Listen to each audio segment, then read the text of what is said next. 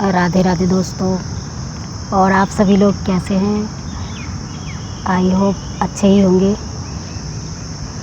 बस आज का टॉपिक ये है कि मनुष्य किस पे भरोसा करता है। अपने दोस्तों पे, रिश्तेदारों पर, अपने बीवी पर, अपने बच्चों पर, सब पे भरोसा करता है दोस्तों। लेकिन कभी भगवान पे भरोसा करता है वो, या अपने आप पे भरोसा करता है वो? कभी नहीं करता। अरे भाई, सब मतलब के यार हैं इस संसार के अंदर। कोई किसी से भी प्रेम नहीं करता, सबका प्रेम स्वार्थ का है। इस स्वार्थ के प्रेम से ऊपर उठिए आप लोग और अपने जीवन को धन्य बनाइए। ये जो मनुष्य शरीर आपको मिला है, ये इसलिए नहीं मिला खाओ पियो सो हगो और मर जाओ। ये तो जानवर भी कर रहे हैं, तो क्या आप जानवर हैं? नहीं, सोचिए, तो क्या आप जानवर हैं? आप मनुष्य हैं। ये मनुष्य जीवन 84 लाख योनियों के बाद मिला है आपको। इसकी कोई कीमत नहीं समझ पा रहा है। समझ इसलिए नहीं पा रहा कि उसको कोई सही रास्ता दिखाने वाला ही नहीं मिल रहा है।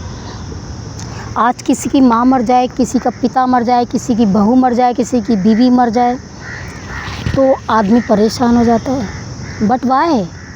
क्यों भाई? जिसकी जितनी ज़िंदगी है वो तो उसे भोग के चला गया। अब आप रोते फिर रहे हैं कि मैं अकेला रह गया। कैसे अकेले रह गए आप, बताइए? थोड़ा ध्यान से नहीं, आप अपने हृदय से सोच के देखिए, आप अकेले कैसे रह गए? जब आप धरती पे आए थे तो क्या आप किसी को साथ लाए थे अपने? नहीं। सोच के देखिए आप, 2 सेकंड का वक्त है आपके पास, सोचिए। तो क्या आप जब आए थे इस दुनिया में, तो क्या आप किसी को साथ लाए थे? या आप अपने बच्चे को साथ लाए थे? या आप अपनी बीवी को साथ लाए थे? या फिर आपने पति को साथ लाए थे? सोच के देखिए। मैं ऊल जलूल ऊट पटांग वीडियो नहीं बनाती हूँ। अगर मेरा वश चले तो मैं भी ऐसे ही ऊट पटांग वीडियो बना के और रातों रात वायरल हो सकती हूँ, क्योंकि मेरा वीडियो एक नॉलेजेबल वीडियो है, मोटिवेशनल के लिए है, और मेरे वीडियो को सिर्फ अच्छे लोग ही ग्रहण करते हैं और देखते हैं। ये मैं आपको बताना चाहती हूँ। कभी मैं देखती हूँ अपने YouTube स्टूडियो में, कभी तो सब्सक्राइब कम कर देता है कोई, कभी सब्सक्राइब ज़्यादा कर देता है। मेरी ये कहानी नहीं समझ में आती, ऐसा क्यों? आखिर भाई मैंने किया क्या है?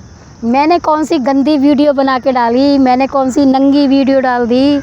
अरे भाई, मैं एक अच्छी और साफ़ सुथरी वीडियो बनाती हूँ, जैसे कि मैं खुद हूँ।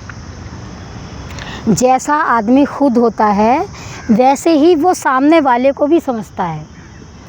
तो पहले ऐसा मौका नहीं था, और ऐसा मतलब कि साधन भी नहीं था। मतलब कि कितने साल भी कह लो, 15 साल पहले, लगभग 15 साल से भी कम में, ज़्यादा से ज़्यादा 13 या 14 साल पहले ये साधन नहीं था कि आदमी अपनी बात जो है लोगों तक पहुंचा सके। कैसे पहुंचाता आदमी? कोई वो वीडियो तो था ही नहीं, वायरल का कोई सिस्टम ही नहीं था, ना यूट्यूब था, ना फेसबुक था, कुछ भी नहीं था। व्हाट्सअप भी जब ही आया 2013 या 13 में, शायद, पता नहीं कब आया, मुझे नहीं पता। तो कहने का मेरा मतलब है कि जब ये चीज़ें आ गई हैं तो कम से कम अब तो आप अच्छा रास्ता अपनाइए अपने जीवन में। अब तो चलिए अच्छे रास्ते पर। अगर कोई आपको अच्छा रास्ता दिखाने वाला मिला है तो प्लीज़ आप उसको एक्सेप्ट कीजिए, आप उसकी कदर कीजिए। मैं यही आपको बताना चाहती हूँ। मैं इतने सालों से वीडियो डाल रही हूँ, मुझे तो कोई फ़र्क पड़ा नहीं, और आगे भी मुझे कोई फ़र्क नहीं पड़ेगा, क्योंकि मैं वीडियो ये सोच के नहीं डालती कि मतलब कि ये मेरा वीडियो वायरल होगा। भाई, मेरी जो इच्छा है अच्छी बात करने की, मैं अपनी बात लोगों तक पहुंचाना चाहती हूँ, बस यही मेरा मोटिव है और कोई नहीं है। मैं चाहती हूँ कि लोग अपने जीवन में दुख भोग रहे हैं, सुबह शाम दोपहर रात दिन सिर्फ दुख ही भोगे जा रहे हैं। क्यों भाइयों, क्या आप मनुष्य शरीर आपको दुख भोगने के लिए मिला है क्या ये हैं? अरे भाई, ये भव सागर से पार होने का एक बेड़ा है। आपको क्या पता आप किस भुलावे में हैं और आप किस बहकावे में जी रहे हैं ज़िंदगी। आप सिर्फ बीवी बच्चे माता पिता धन धन करे जा रहे हैं। आप ये मनुष्य जीवन को कुछ समझ ही नहीं रहे। इसको तो आपने सिर्फ कचरे का डब्बा बना दिया जिसे आप रोज़ फेंक रहे हैं। फेंकने का क्या मतलब होता है? ये जो श्वासें हैं इन्हें क्यों फेंक रहे हैं? ये अनमोल श्वासें हैं, ये गिनती की श्वासें मिली हुई है। लोग बाज़ार लगाते हैं, लोग जॉब करते हैं, लोग धन कमाते हैं, सब कुछ करते हैं लोग चंद कागज़ के टुकड़े कमाने के लिए। अपनी असली पूंजी तो आप खो रहे हैं। क्यों? आप सोच रहे हैं ये धन आपके साथ चला जाएगा। इतनी बड़ी गलत फहमी में, जिसमें कि सच्चाई हर मनुष्य हर इंसान इस दुनिया में जानता है कि सच्चाई क्या है, क्योंकि वो ना कुछ लेके आया ना कुछ लेके जाएगा वो। लेकिन फिर भी वो पता नहीं ऐसे जी रहा है जैसे कि पता नहीं कभी मरेगा ही नहीं है। भगवान, मुझे तो हंसी आती है ऐसे मनुष्य को जो ये सोचते हैं कि हम तो मरेंगे ही नहीं, पूरा इकट्ठा कर लेंगे, चारों तरफ से अपने आप को घेर लेंगे, सब चीज़ों से घेर लेंगे, माया से घेर लेंगे, धन से घेर लेंगे। हाय हाय धन, हाय धन, हाय धन। क्या करोगे इस धन का? जब आए थे ना तो तुम नंगे पैदा हुए थे। ये नहीं है कि तुम अमीर बाप के बेटे हो और उनसे अगर पैदा हुए हो तो तुम कपड़े पहन के या सोना पहन के आए हो धरती पे। नहीं, तुम नंगे आए थे। लेकिन जो तुमने धन कमाया, कुछ भी कमाया, कहाँ पे कमाया? इस दुनिया में आके कमाया ना। लेकिन जब जाओगे इस दुनिया से तब क्या होगा? तब तो ये संसार के लोग ही तुम्हारा सब कुछ उतार लेंगे और तुम्हें देंगे क्या? 6 गज का कफन ही तो देंगे। 6 गज के 2 गज का ही कफन तो देंगे तुम्हें। क्या देंगे तुम्हें? सब कुछ तो यहीं तो धरा रह गया। तुमने कमाया क्या? वो कागज़ के टुकड़े कहाँ गए तुम्हारे जो तुमने कमाए? बताइए मुझे। अरे भाई, अपनी आंखें खोलिए, जागिए। क्यों सो रहे हैं आप सोचते हैं कि रात को सोने के बाद ही सोना होता है। वो सोना नहीं होता, वो एक सपना है। और सबसे बड़ी बात क्या है दोस्तों, कि जो आप जाग रहे हैं ना और जो सब कुछ देख रहे हैं आपके आसपास जो भी है, ये भी एक सपना ही है। जब राजा जनक के साथ ये बात हुई थी, उनको सपना दिखा, एक उनकी एग्जाम्पल फॉर कहानी मुझे याद आ गई है जो कि मैं आपके साथ शेयर करना चाहती हूँ। कि जब राजा जनक ने एक बार एक सपना देखा कि एक सांड आ रहा है और उनको जो है क्या कहते हैं ना, वो मतलब कि घनघोर जंगल में भागते हुए जा रहे हैं। सांड उनके पीछे पड़ गया। उन्होंने देखा कि वो कितने गरीब हैं और सांड भागता रहा। फिर वो एक जगह जंगल में जाके छुप गए।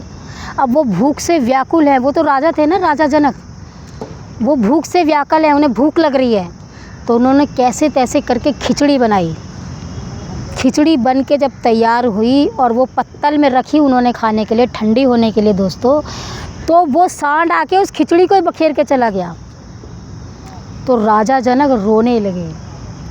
और जानते हो जब वो रो रहे थे क्या हुआ था?